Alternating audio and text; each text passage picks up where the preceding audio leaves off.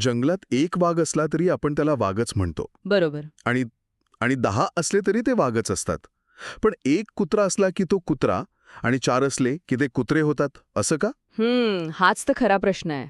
प्राण्यांच्या जातीवर मराठी व्याकरण काही भेदभाव करतं का? किंवा एक घर आणि 10 घरे होताना एकाएकी शब्दाच्या शेवटी तो मऊ आणि लांबट उच्चार का येतो? अगदी बरोबर.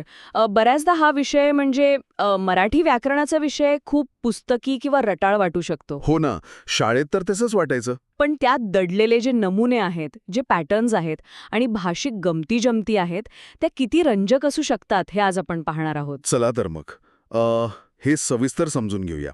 ओके, लेट्स अनपॅक दिस.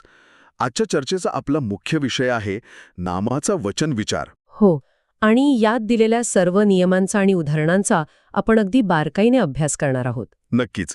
तर मग सर्वात आधी मुळात हे वचन म्हणजे काय, इथूनच आपण सुरुवात करूया का? हो, मी सांगेन.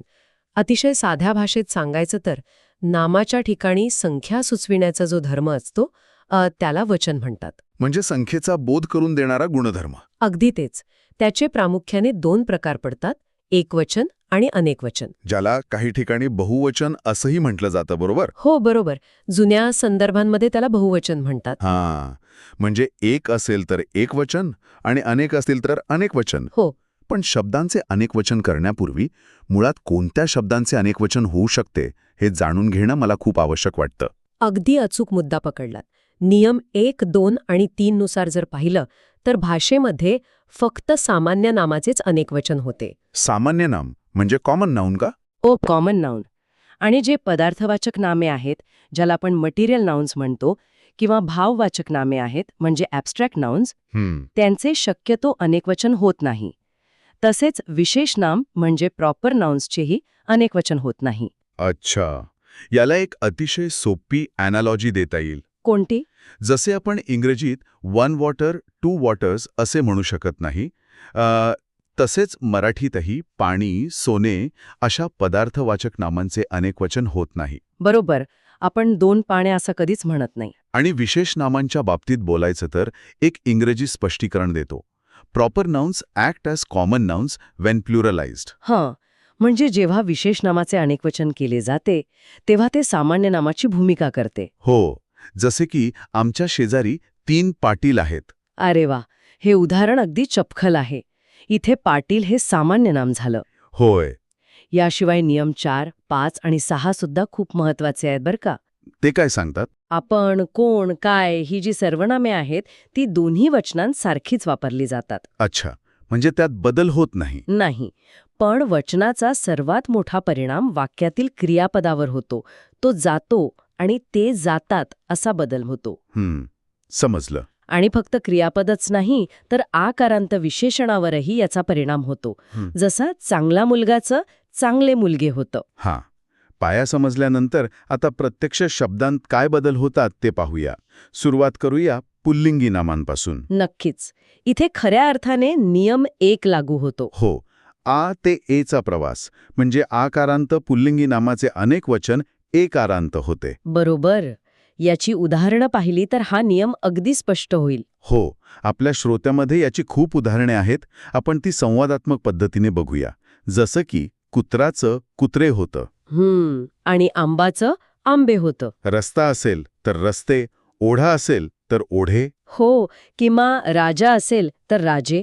वडाचं वडे होतं. मासा मासे, झरा झरे. आणि पंखा पंखे, ससा ससे. घोडा घोडे, वाडा वाडे. अजूनही आहेत. अनारसा अनारसे, आरसा आरसे. डबा डबे, दांडा दांडे. आणि अगदी बोकाचं बोके होतं. हे सगळे आकारांत शब्द आहेत ज्यांचे एकारांत झाले. पण इथेच नियम 2 मध्ये एक मोठा विरोधाभास दडलेला आहे. विरोधाभास कसा काय? तो असा की आकारांताशिवाय इतर सर्व पुल्लिंगी नामांची रूपे दोन्ही वचनांसारखीच असतात. बापरे, म्हणजे ती बदलतच नाहीत? अजिबात नाही. याची सर्व उदाहरणे सांगायची झाली तर देव, शत्रू, गहू, वाघ, साप, गुरु, खडू, लाडू, फोटो, राक्षस, गरुड. हे सगळे शब्द तसेच राहतात. हो. अजून पुढे आहेत माळी, कवी, फोनो, मनुष्य, दगड, पक्षी. बापरे. आणि चिरंजीव, उंदीर, तेली, बैल, पर्वत, हत्ती, पुरुष. हे सगळे शब्द दोन्ही वचनांत अगदी तसेच राहतात. 1 मिनिट. 1 वाघ आणि 10 वाघ दोन्हीकडे जर शब्द तोच राहत असेल तर मग हा शब्द एकवचनी आहे की अनेकवचनी हे ओळखायचे कसे? हा खूपच उत्तम प्रश्न आहे. कारण नुसता शब्द वाचून तर काहीच कळणार नाही ना. बरोबर. आणि इथेच व्याकरणाची गंमत आहे. वाक्यातील क्रियापदावरून किंवा संदर्भावरून ते ओळखता येते.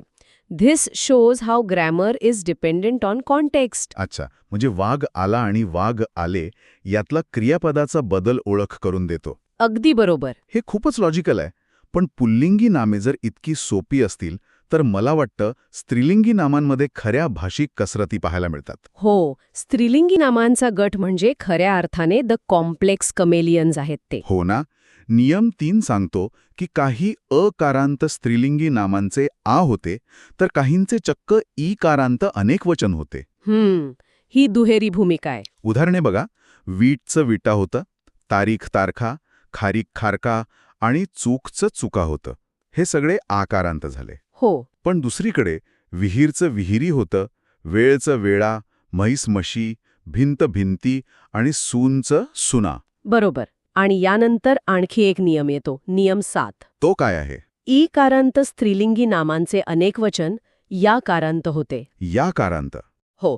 जर इंग्रजीत स्पष्टीकरण द्यायचे झाले तर feminine nouns ending in e take a या सफिक्स इन प्लुरल. अच्छा, याची उदाहरणे बघूया का? हो. जसं नदी, नद्या, नळी, नळ्या, लेखणी, लेखण्या, पणती, पणत्या, चांदणी, चांदण्या, स्त्री, स्त्रिया. आणि काठीचं काठ्या होतं, भाकरी, भाकऱ्या, बाई, बाया. बरोबर. टाचणी, टाचण्या, बी, बिया आणि गाडीचं गाड्या. हो. पण यात मला नियम 4 मधील उच्चाराची गंमत खूप रंजक वाटते. कोणती गंमत? जेव्हा य नंतर ई येतो तेव्हा बोलताना त्या यचा लोप होतो. अरे हो. म्हणजे बघा, गाय या शब्दाचे मूळ अनेकवचन गायी असे आहे, पण आपण लिहिताना आणि बोलताना गायी असे म्हणतो. अगदी बरोबर. आणि सोयेचे सोयी होण्याऐवजी सोयी होते. हो. हा उच्चाराचा आळस भाषेला सोपे करतो. नक्कीच. यानंतर नियम 8 आहे. उकारांत स्त्रीलिंगी नामांचे वाकारांत होते. वाकारांत. जसे की सासूचं सासवा, हो. सासू, सासवा, जाऊ, जावा. पिसू, पिसवा आणि जळू, जळवा. अगदी तेच. पण हे सगळ्यात गुंतागुंतीत काही अपवाद पण आहेत ना? हो तर. नियम 5 आणि 6 नुसार काही स्त्रीलिंगी शब्द अजिबात बदलत नाहीत. उदाहरणे सांगाल का? हो. भाषा, आज्ञा, धनु, पूजा. विद्या, तराजू, दिशा, माता, जादू, सभा आणि गती. हे शब्द नेहमी तसेच राहतात. आणि या सगळ्यात एकमेव ओकारांत शब्द आहे जो सर्वांना माहितीये. कोणता? बायको. बायकोचं बायका होतं. हो. हा एक अतिशय प्रसिद्ध अपवाद आहे. आता आपण लिंगनिरपेक्ष म्हणजेच नपुंसकलिंगी नामांकडे वळूया. हो. इथे मला वाटतं स्वरांचा एक वेगळाच खेळ चालतो. हो. नपुंसकलिंगी नामे म्हणजे खरोखरच स्वरांचा खेळ आहे. याला एक इंग्रजी अॅनालॉजी द्यायची तर it's like musical chairs of vowels. छान उपमा दिलेत. बघा ना, नियम 9 सांगतो की अकारांतचे ए होते. उदाहरणे बघायची तर घर, घरे, घड्याळ, घड्याळे. पुस्तक, पुस्तके, शेत, शेते, फूल, फुले आणि दार, दारे. बरोबर.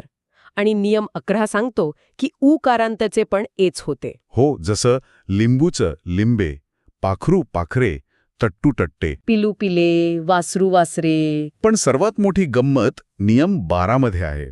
ती काय? एकारांताचे ई होते. म्हणजे बघा, केळे, किळी, लाटणे, लाटणी, कुत्रे, कुत्री.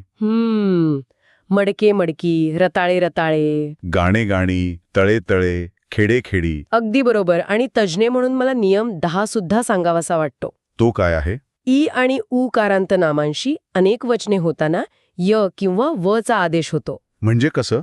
जसं की मोती या शब्दाचे मोते किंवा मोत्ते होते. आणि मिरीचे मिरे किंवा मिरिय होते. अच्छा.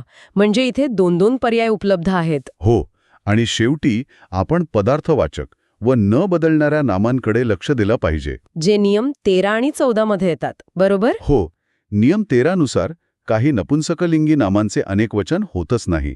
जसे सोने, दही, रुपे, अस्थी, पाणी, लोणी. आणि नियम 14 नुसार ज्यांचे रूप बदलत नाही ते शब्द.